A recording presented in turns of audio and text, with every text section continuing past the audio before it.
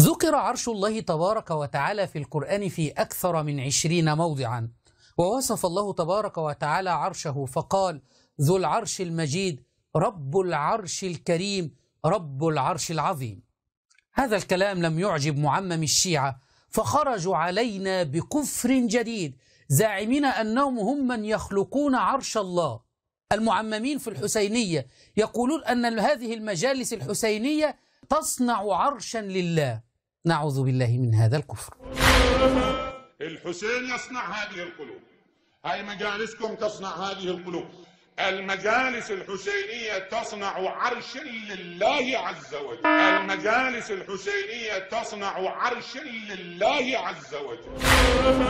اللهم إنا نبرأ إليك من هذه العقيدة الوثنية، ونسألك بأسمائك الحسنى أن تنير بصيرتهم إلى التوحيد.